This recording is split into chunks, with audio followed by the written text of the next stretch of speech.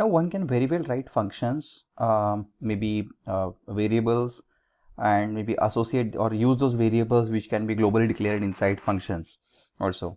But if at all we need to build some sort of logic, then one needs to have kind of, you can say, logical grouping of variables, properties and functions together.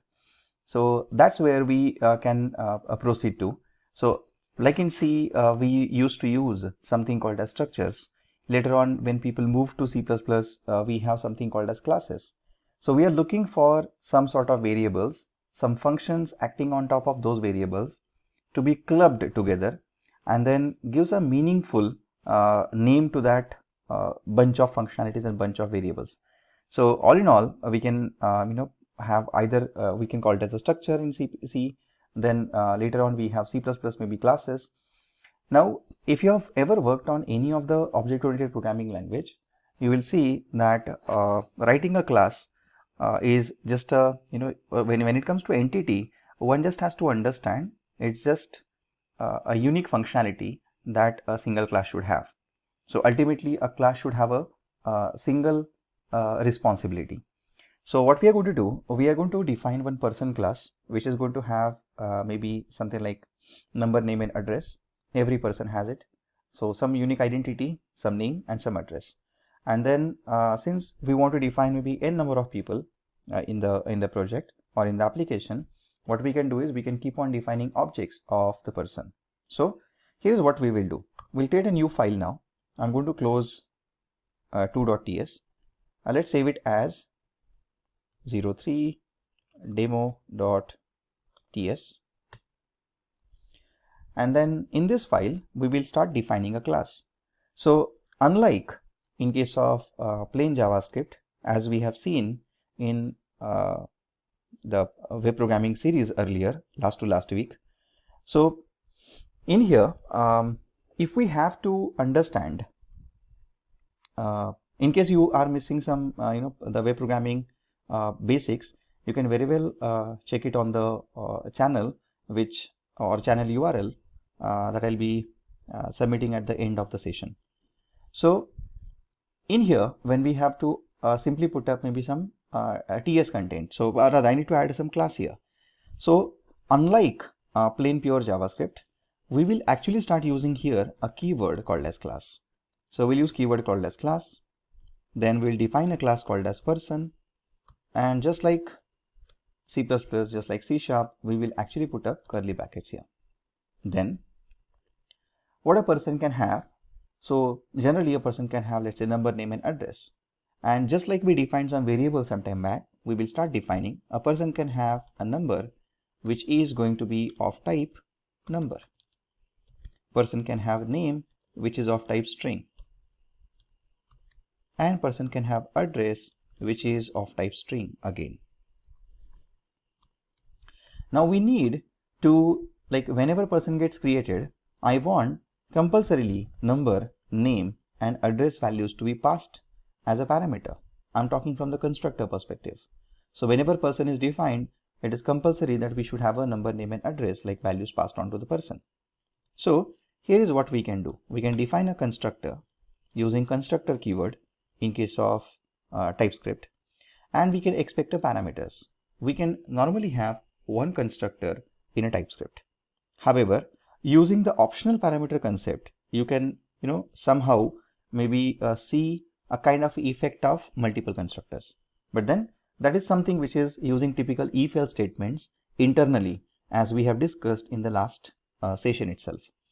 So now we have a constructor. In constructor, I'll expect number which is of type number type.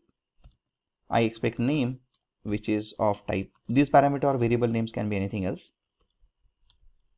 And then I'll expect address which is of string type. Now, as I said earlier, you can very well make all of these or one of these or maybe some of these as optional parameters. You can also pass on some sort of default values in case you already have some sort of default value decided. So it's up to you that whether to make it optional or whether to make it kind of default parameter.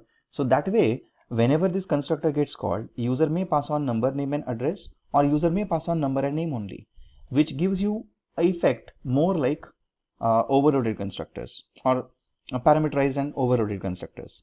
So it's up to you which maybe way you use it, but then generally we define constructor once in case of TypeScript. So now that we have maybe constructor defined, I need to assign this number collected to this number over here. So one option that we can do is the number which is kind of property of person right now, typical getter setter. I may say this dot number and I need to assign no here.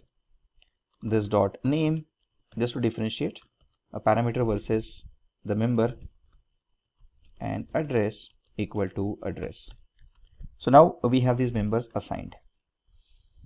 Now what happens is I need to use these members so that I can just print these values. So I need some function to work on these variables which are assigned to constructor. So what one can do is we can define here a function. You need not put a keyword called as function, just like I did not use here let keyword. So right now I need not use function keyword. I can just say I have maybe get details as in function whose responsibility is to return string, and which is going to be simple concatenation of all these members. Now the concatenation that we have, one can always do something like this, that this dot number plus this dot name and plus. However, I need a little formatting to be done. So instead of we doing a concatenation using plus plus, what we can do is I really need a placeholder. So that way what we can do is we can start the string creation with the help of backtick character, and then we can put up entire string. So I need to put here number is. Now I need a number to be picked up from this dot number. So what we can do is we can always go and put up here dollar and this dot number. Then I can specify again here curly brackets are absolutely required. Then we will need some other content like number is so and so, then name is one more time dollar curly bracket this dot name, it will come in IntelliSense automatically. So number is so and so, name is so and so,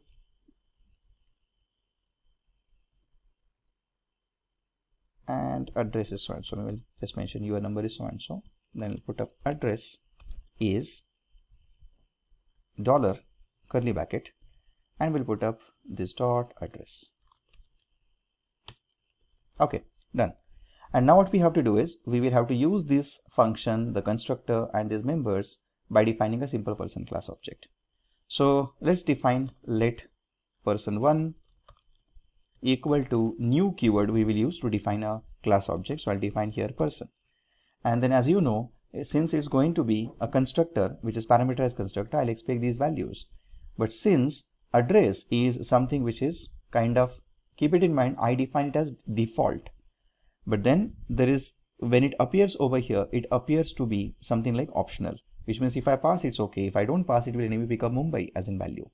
So what will happen if I pass on 3 values now? I'll pass on here something like 1, I'll put Mahesh and I'll put Pune, and then I'll call person1 dot whatever this thing returns, I'll collect it and I will put it on the console. Let us see whether this gets transpiled and it prints something on the console. So I'm going to jump to console now and I'm going to use tsc. I believe the file name was 03, so 03 demo.ts. Let us see, yes, it did transpile the content, and now I'll use node to run this 03 demo.js. So it prints your number is 1, name is Mahesh and address is Pune. So it did not use Mumbai as such.